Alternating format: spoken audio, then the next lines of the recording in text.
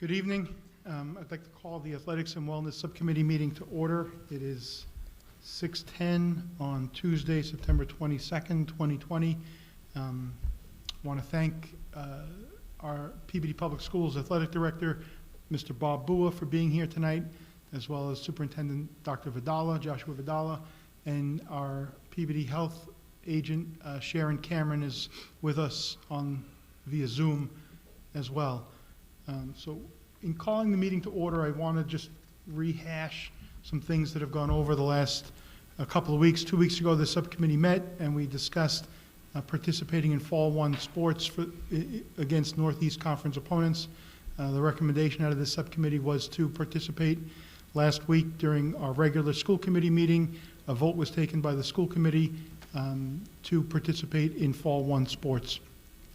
In addition, 2 weeks ago, we talked about permitting students who've elected to take on academics completely remotely to allow those students to participate in Fall 1 sports as well. That too was taken up at last week's school committee meeting and was voted, the school committee voted in favor of allowing students who were participating in academics remotely to participate in Fall 1 sports as well. Tonight, I'd like to take the next step in allowing our student athletes to participate in Fall 1 sports, and that would be to talk about some policies and procedures and safety measures that are in place. It's my understanding that Mr. Bua, Principal Magno, and Ms. Cameron have met extensively and worked on some policies and procedures, and if I can turn it over to you now, Mr. Bua, to talk about what has been worked on and what the expectations are for our student athletes, our coaches, and staff. Sure. So I did. Sharon Cameron, myself, my athletic trainer, as well as kind of multiple meetings with my staff as well, have met and created a kind of a set of guidelines. So first and foremost, as we know, football and cheering have been kind of moved to that floating season, just in the sense of the fact that there were no other teams in the Northeastern Conference playing. Volleyball has also been moved to that Fall 2 season at this point, just in the sense that no other schools were having open gyms at that point to be able to participate.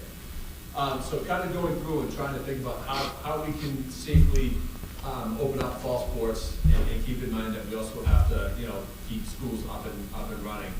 So this is kind of a set of guidelines. First and foremost, we created a policy, or it's not even a policy. We're not going to have locker rooms open during the fall season. Obviously, coaches will have access to grab equipment and stuff like that. But outside of that, no team rooms, no locker rooms, no changing before a practice or a game. Kids should come dressed, fully prepared. I will not schedule any practices earlier than 3:30, which would allow the school day, teachers to leave before student athletes arrive on the campus. When arriving to campus, depending on where they're practicing, there will be different entry points for different teams coming into their practice facility. So if they're practicing at the grass field up at the top, they'll come in by the skating rink. If they're practicing on the practice field, they'll come in from the portables by D House and the concession stand. If they're practicing on the turf, they'll come in kind of that regular access by the side of the building. And talking with cross country or any of the team, I'm going to call a stadium section, they would come in by the bleachers and come in that way. So teams would be coming in kind of at different access points, which we'll also have set up as hand sanitizing stations. So kids, as they come on and off the facilities, will have to kind of hand sanitize. Obviously, masks will be worn as part of the guidelines I put together, just following the recommendation of the school committee. Gaiters will not be allowed. At least for our student athletes, just because we're trying to kind of stay consistent with the guidelines that have been set by for the schools. Kind of going through, kind of equipment at kind of the best point. This is taken right from the MIA, kind of the sports-specific guidelines. Kids should have hopefully their own equipment. In the sense of, you bring your own soccer ball to practice, if you have your own field hockey ball, things like that. Obviously, coaches will still have access to that stuff if kids do need it, but the less contact we can limit, the better off we'll be. Same thing with water bottles. We will not have like a hydration station or a big thing for kids to kind of use and fill up. that the recommendation would be they would have to, bring their own waters to practice.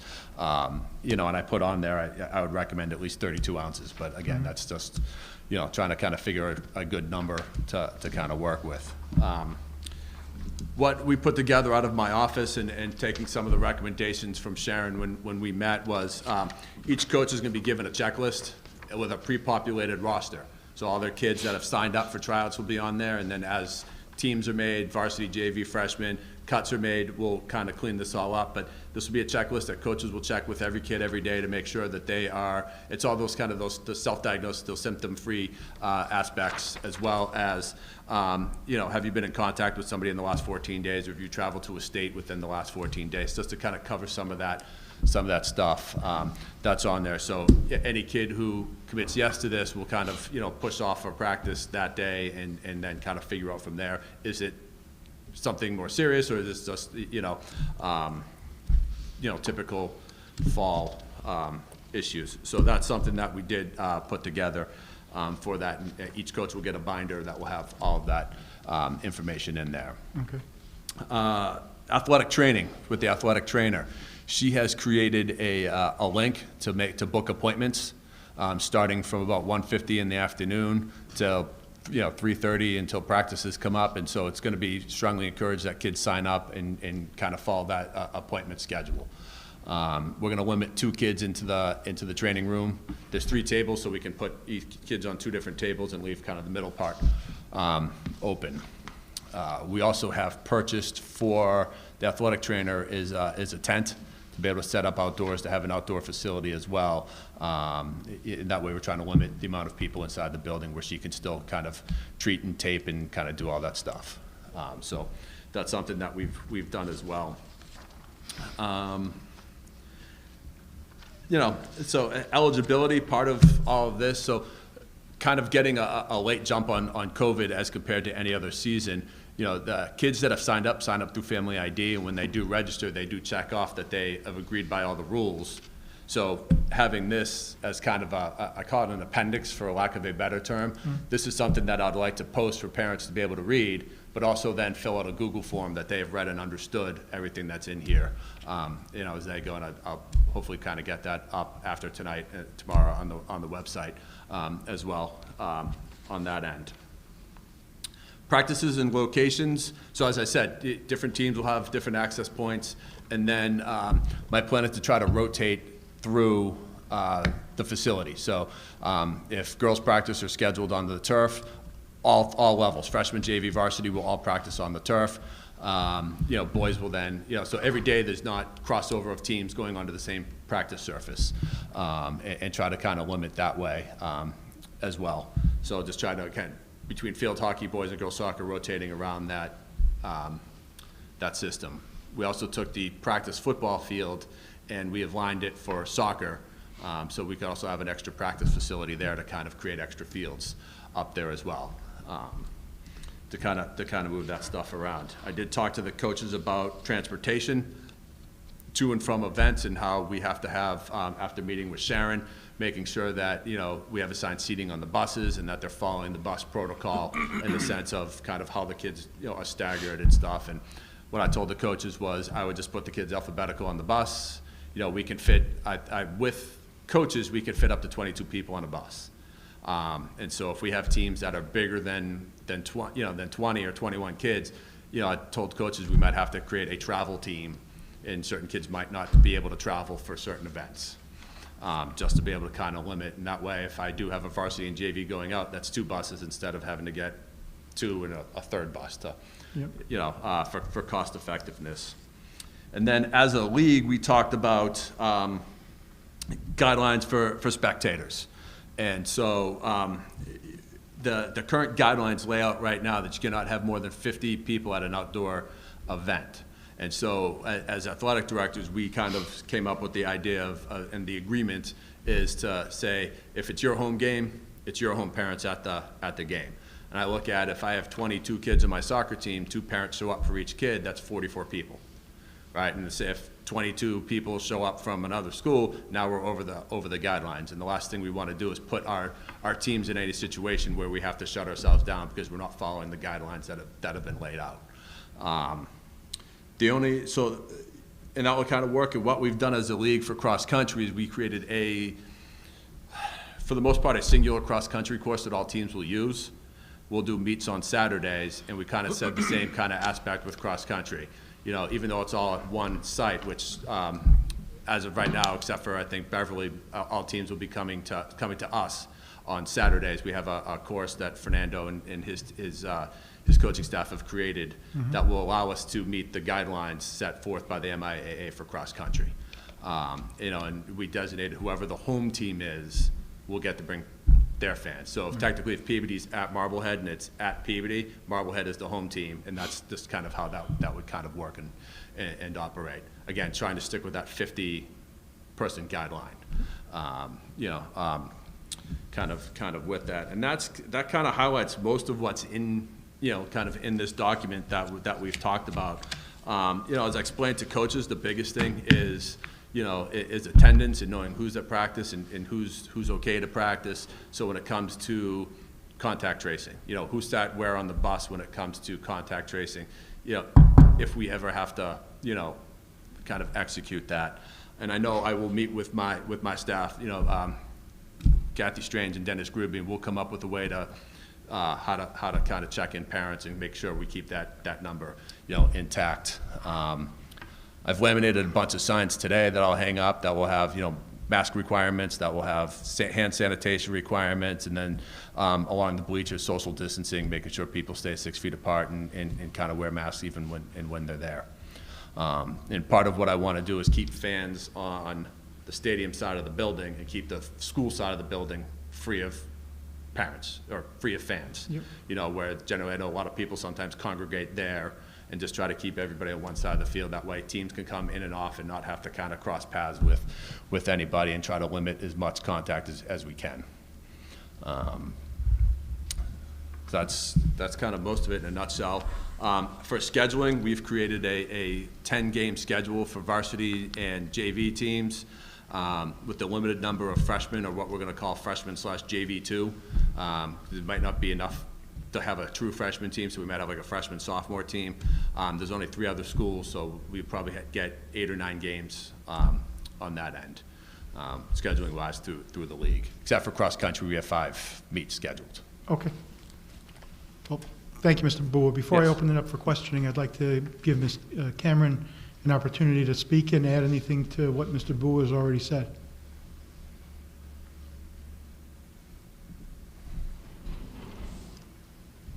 Great. Thank you very much for inviting me tonight. I think Mr. Bua has a really good plan in place. We did make some slight modifications to the plan when we met last week, and he hit most of the highlights, but I'll just elaborate a little bit. One of the really critical pieces is we do want all participants to be completing a wellness check every day. We know the coaches will be doing that also at the point of the field, but ideally, we really want participants to be doing that wellness check at home so that if they do have any symptoms, they've identified that before they arrive at the field. So that should be done, and that also includes any students who may not have been in school that day. They may have been remote, they may have been in a different cohort. So I think people are getting in the habit now of doing this wellness check before reporting to school. So it'll be important that the coaches reinforce that messages before people report to the field. In terms of spectators, we also, as part of the general messaging, I think that the coaches will do with parents is to remind parents, we also want them to be doing a screening for symptoms before they come to observe a game. The contact tracing logs, I think Mr. Bua covered very well. That'll be important for us. The assigned seating will be very important for us in the event we need to do tracing. They will have extra face masks available in the event that a student needs a mask for whatever reason, forgot one, or one becomes destroyed during a game. Those will be available, as well as hand sanitizing. One of the other pieces we talked about is with the trainer who will be present is for her to have the same set of dismissal instructions that would be given if a student became ill during the school day and was dismissed from a medical waiting room. They're sent home from school with a set of dismissal instructions that talk about what needs to happen before they can come back. Those same instructions will be given to students who may become ill during an athletic event and who need to be dismissed from an athletic event. And then there'll be communication between the athletic department and the school nurses so that we're aware of any kids who may need to meet certain conditions before they can return to play or return to school. Just a couple of other comments.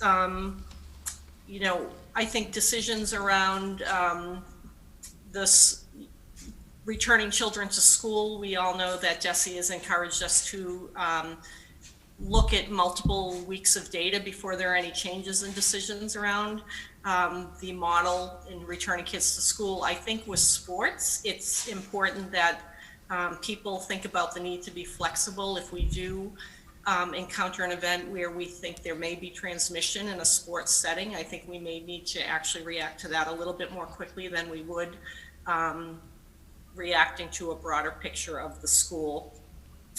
And then my last comment would be, I know the athletic directors throughout the conference have decided, put precautions in place to minimize, for instance, a student can only try out for one team.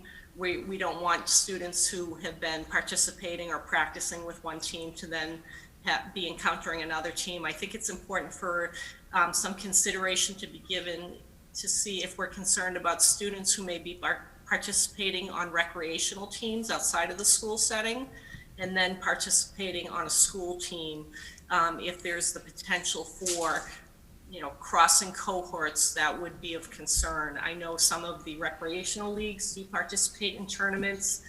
Sometimes those tournaments are out of state where they have different sets of rules, and that sort of contact could potentially be putting the Peabody athletes at risk. So that would be something to put out there for your consideration.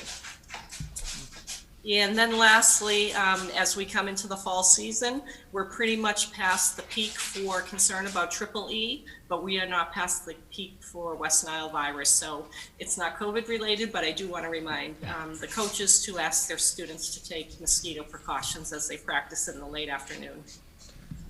And so each coach is going to be given a box of masks, a package of sanitation wipes, hand sanitizer, and some bug spray.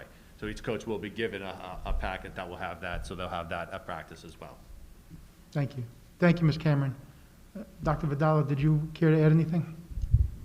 Sure. I just want to say thank you to Mr. Brewer and Ms. Cameron for their great work on this handbook and all the planning that went in. We are excited. I think the only thing I would add is that, you know, once this gets approved, we would look to start practices and tryouts tomorrow. So that would be the first day of fall sports, which would then allow golf to begin their first match in 7 days, and then 14 days for the other sports of cross country, boys and girls, soccer, and field hockey.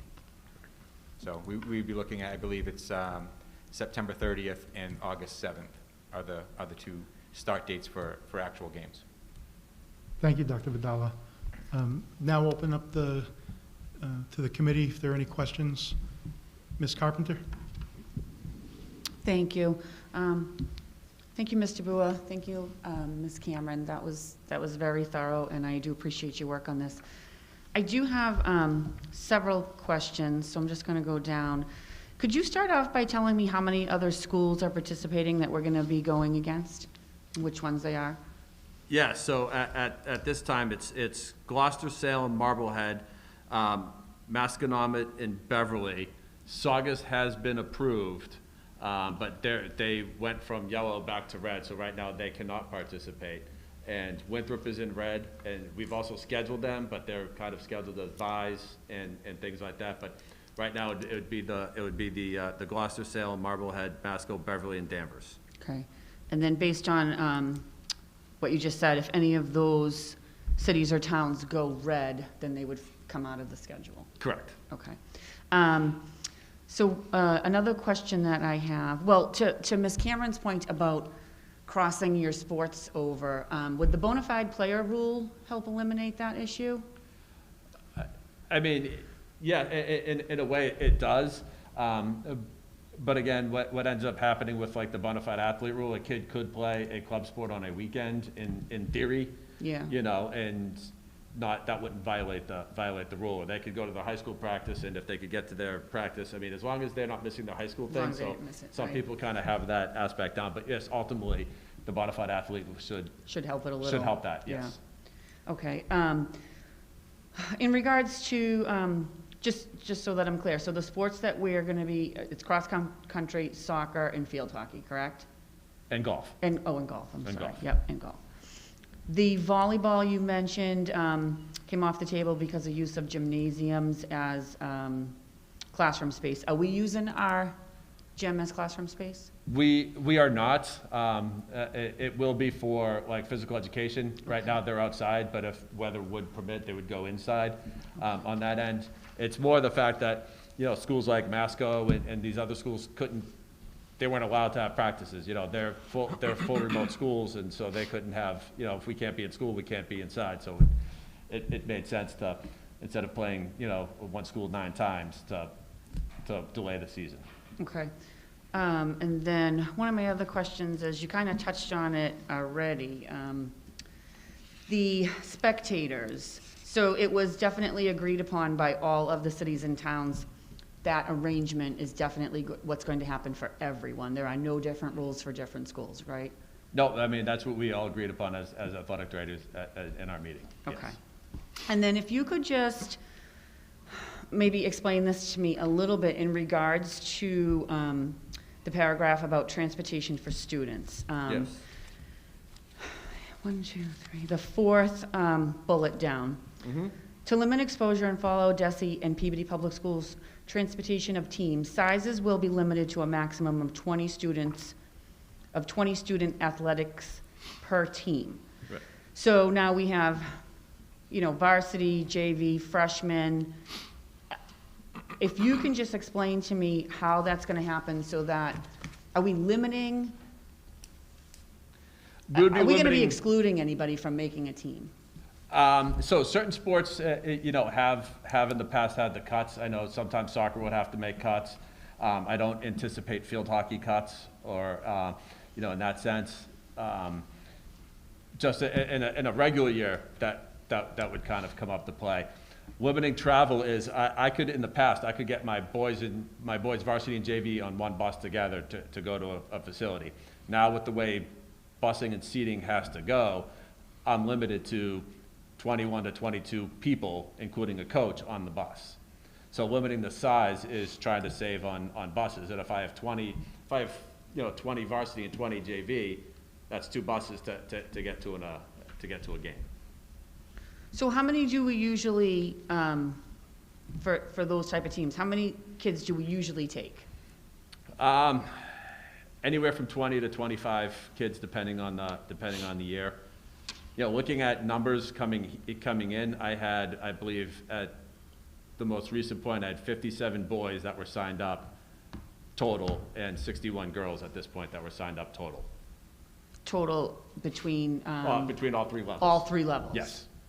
Yeah. So I mean, I could anticipate that we could obviously kind of make that work. Right. You know, in that sense, it's if we start to get higher numbers, or, you know, this coach wants to keep 25 kids and then we only have 20. You know, it's more trying to get teams to events without having to get 3 or 4 buses to try to get teams out to events. Right, and I totally understand that. I think my only concern would be limiting a team size based strictly on the fact that we don't want to bus the additional few kids. You know, I would rather look into what the cost would be before we kind of eliminated a student from participating, you know, on one of those teams.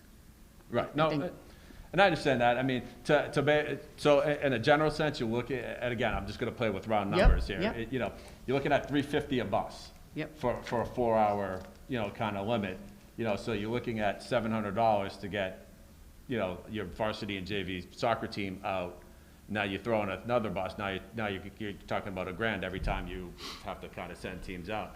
So a sense of limiting. I mean, I could see, kind of in a general sense, in the past, sometimes coaches have kept kids that generally, you know, they see very few playing time, you know, and so trying to limit travel. It's just more kind of traveling than it would be, like home games, we could have 25 people on the sidelines. It would be more just the away games that would be looking to limit size, not participation, not practice, not home games. It would just be kind of like that travel team. Kind of like who's dressing for that away game. Correct, yes. Yeah, I mean, because sometimes you can't have so many kids on a bench, so some don't dress, and then, Yeah, Yeah. same general idea. okay. Yeah, I just wouldn't want to see anybody So we would, excluded. and I know we've had this conversation, but just to clarify where you landed, that we would keep the kids on the team, and they would dress for the home games, and they would practice, they'd be part of the team, but only the top so many would travel.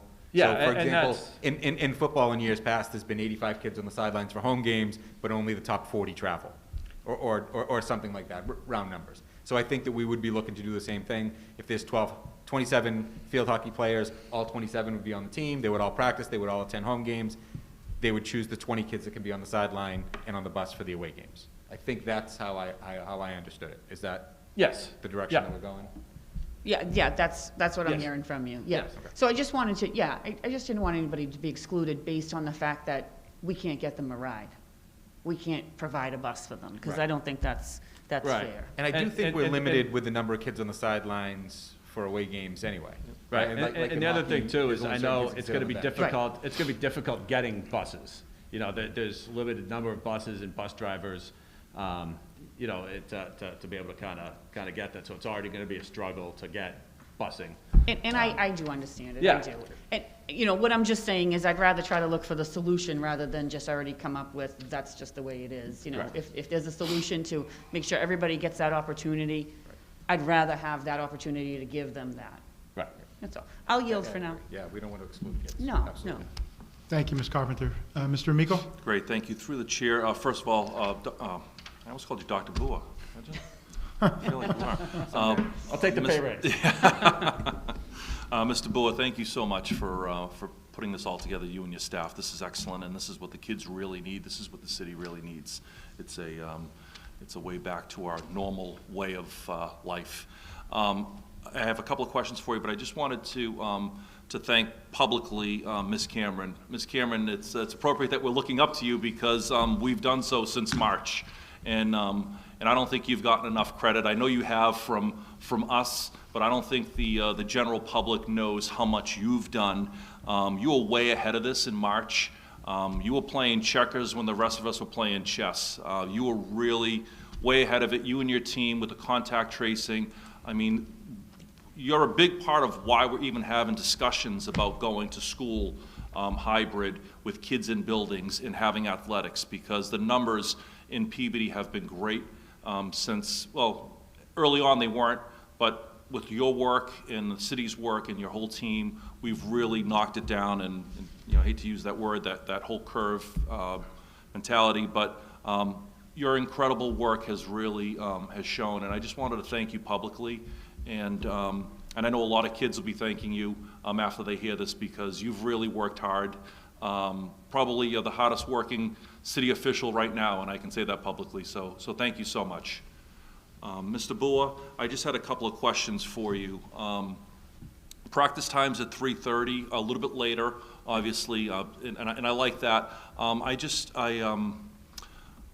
concerned about the parking lot, especially at the high school. It does get dark. If we can be notified of any issues there, and see if we can get something going there with more lighting somehow, because I know that becomes an issue at times.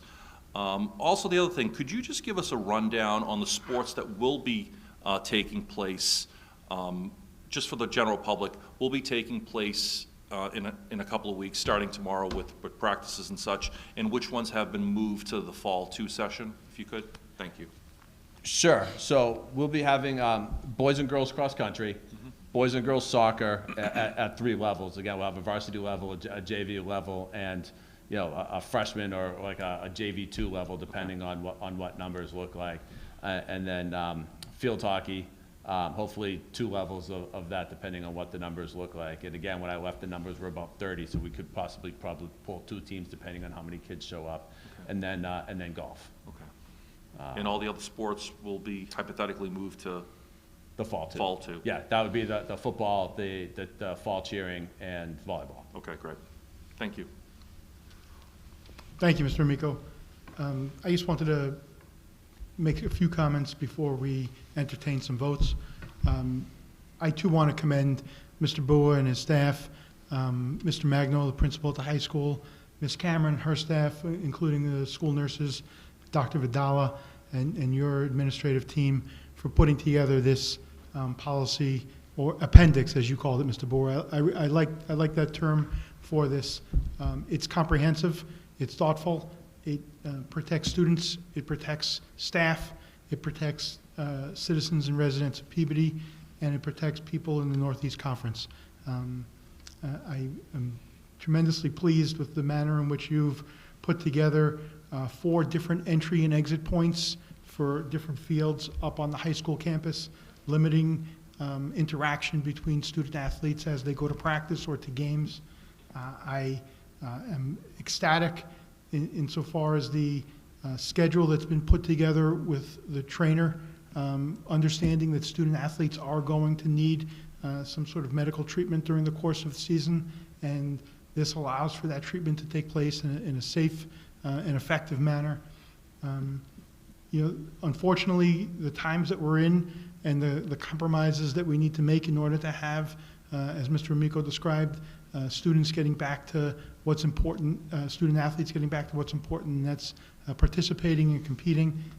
We do have to limit the number of people who are at each event, and that means that no parents of our student athletes are permitted to go to away games, but half a loaf is better than none. They do get to go to home games, and hopefully they all exercise that opportunity and do go to home games. I want to point out that the policy, as I read it, has parents only.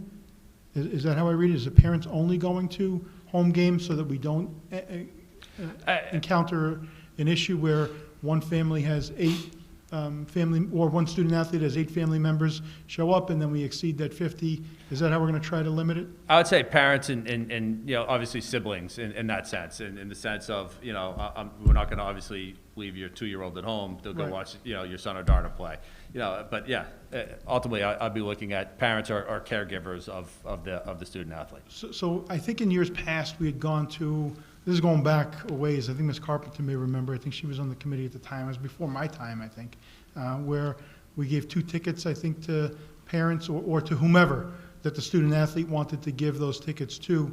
But I guess the point is that it's family first. We're not going to have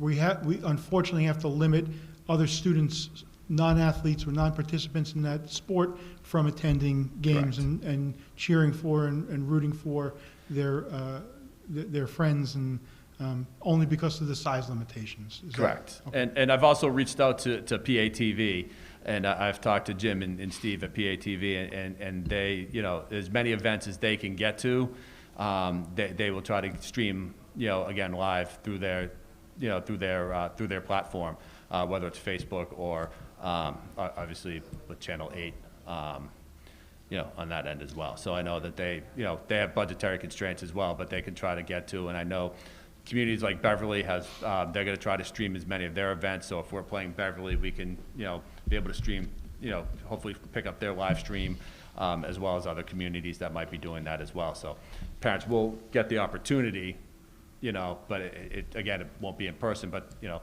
they might be able to pick up a live stream here and there from certain venues. Yeah, that's phenomenal, and PATV here in obviously Peabody Access Television and the IT department through the Peabody Public Schools do a phenomenal job broadcasting as much as they can.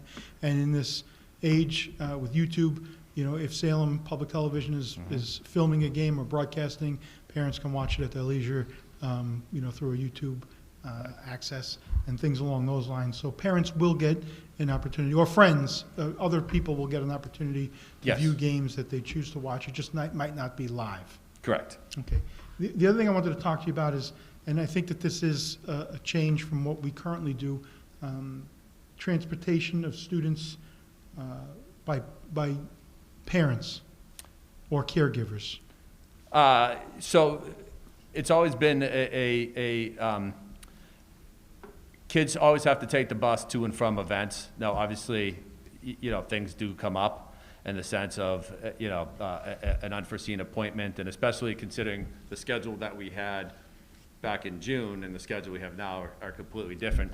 But I've always at times, allowed parents to take a kid home, per permission from me. A 24-hour written notice to me that would, sign off, and I'd give that to the coach to kind of allow, generally for medical reasons or family reasons, not because they didn't want to take the bus home. Yes, I wanted to be clear on that because, and I think that's a nice, another nice provision within this appendix. But I want to make it clear while we're broadcasting this appendix of policies out there is that this isn't just a laissez-faire, we're going to drive home because with mom and dad or with my brother or sister because we don't want to go on the bus with our team. Transporting with the team, is team building, and there is value in doing that. But if there's an extenuating circumstance and that student athlete's caregiver, guardian, or parent provides written notice, I assume to you through an email or some sort, 24 hours in advance, so that everyone is aware of that transportation issue, there may be some flexibility at your discretion. Correct. Okay, good. And I see that the mayor has just joined us, and I thank you, Mayor Betancourt, for joining us in the subcommittee. And I give you an opportunity if you had any questions. Ms. Cameron is behind you and in the meeting, and Mr. Boo is obviously in front of you if you had any questions or comments that you wanted to add. Okay. Thank you, Mr. Hockman. I apologize. I really wanted to be here for the meeting, and I just got tied up on some other city matters. So I'm appreciative that the meeting's gone forward. I don't want to repeat questions that have probably been asked, but Mr. Hockman or Dr. Vidala, maybe if you can just kind of give me a quick overview of kind of where we are, and Sure. Then maybe I have a couple questions from there. Mr. Mayor, we're in a great place. We've seen the tremendous work that's gone on behind the scenes with Mr. Bua, Mr. Magno, Dr. Vidala and his team, Mr. Bua and his team, Ms. Cameron and her team, including our school nurses that have put together what I consider a comprehensive and thoughtful policy and procedures in place to protect our student athletes and allow them to, and our staff, and allowing them to participate in Fall 1 athletics in the against Northeast Conference opponents. It puts together a policy with regard to entry and exit to different fields on our high school campus, separate entrances and exits to keep students separated. It talks about, Mr. Bua talked about keeping like sports on the same fields as consistently as possible. So girls soccer would stay on a field and boys soccer would be on a different field and maintain that area as consistently as possible. We talked about hand sanitation stations. We talked about checklists that coaches are going to perform safety checks on each student athlete at each practice and before each game. We talked about training facilities and having student athletes need to sign up online for an appointment with the athletic trainer if they need any sort of treatment. We talked about no water stations for a team. Each student athlete would be required to bring their own water or beverage so that they would have access to something in a safe manner. We talked about masks, no gaiters, in accordance with the policy that this committee, this Puberty School Committee, instituted last meeting. We talked about transportation and the limits of the number of student athletes we can put on a bus. So Mr. Bua has come up with, I believe it was Mr. Bua, I'll give him credit, with the policy that we were only going to travel with 20 student athletes per team so that we can accommodate a team on one bus. We talked about the limitation of fans under the guidelines that the governor has put forth of 50 people at any event, and the way the athletic directors in the Northeast Conference who have elected to deal with that is that only home teams are permitted to have fans at the events. So we won't have any fans at away games. We won't have any PBD fans at away games. I think those are most of the points that we've covered so far. Great. The other thing I guess I'd pick up, and I don't know if I talked about this yet, but this policy that we're talking about and procedures are an appendix to already existing policies. Mm-hmm. So we're still going to have an attendance policy for student athletes. We're still going to have a policy to deal with discipline and things along those lines. So student athletes still need to adhere to all other obligations and requirements that are in the student handbook. Yes, correct, and this would be just for as long as we're under the restrictions of having, the COVID restrictions that have been laid out by the state. Great. Well, thank you, Mr. Ockman. That was great. That was a very comprehensive summary. Answered a lot of the questions that I had. I've been in communication with Mr. Boer and certainly Dr. Vidala and, of course, Sharon Cameron. And, I knew that everybody was right on top of this and we're going to come up with the appropriate plan. So, no, I'm very comfortable with that going forward.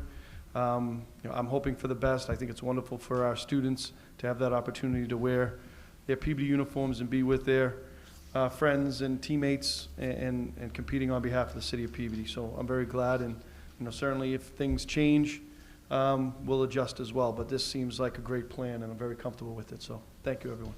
Great. So if everyone's comfortable with the conversation, I'd entertain a motion from the subcommittee. Motion to accept the athletic appendix as before us. Second. A motion made by Ms. Carpenter, seconded by Mr. Amico. Roll call vote. Mr. Amico? Yes. Ms. Carpenter? Yes. And I vote yes as well. So thank you, Ms. Cameron, for joining us tonight.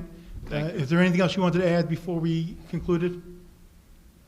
Thank you for all your hard work in this and every other endeavor that you've worked on for the city during your tenure, but particularly in the last 6 months. You've made a difference, and we appreciate it. Thank you. Thank you, Sharon, for all your help. Very much. Thank you, guys. Mr. Boo, would you like to add anything before we adjourn? No, I would like to take just a moment to publicly thank my staff. Kathy Strange and Dennis Gruby have been great in helping put this together as well. The athletic trainer, Sarah Wardlaw, as well as the coaches, they're all on board. They know everything they have to kind of do to make this run and operate for our student athletes. But, it takes a lot to ride this ship in the right direction, and I'm very thankful for the staff that I have that help and support me every day. So I just want to make sure that they get their acknowledgement. So. Yeah, thank you, Mr. Boo, for that. And I want to publicly thank you. 2 weeks ago, we had a subcommittee meeting where we weren't certain if we were going to have Peabody student athletes participate in Fall One sports, and we as a committee thought it was a worthwhile endeavor to discuss and to actually have happen. And we voted in that manner, but that didn't mean it was going to happen without your hard work and Ms. Cameron's hard work and your staff that you've acknowledged tonight. You've really put together an appendix that exceeds my expectations and exceeds anything that I would have envisioned 2 weeks ago, and you did it in a very short period of time, all while starting school and all of the other obligations that you and your staff have up at the high school and the high school campus with all the students that are currently attending Peabody Veterans Memorial High School. So thank you very much for getting this done, for allowing our student athletes to participate. And I see Dr. Lord here. I'm not going to say, is it bulls up? Bulls up, all right. So, in that, Ms. Carpenter's shaking her head. The camera's not on her, but Ms. Carpenter's shaking her head. In any event, thank you all very much. I'd entertain a motion to adjourn at this point. Motion to adjourn. Thank you. Great job.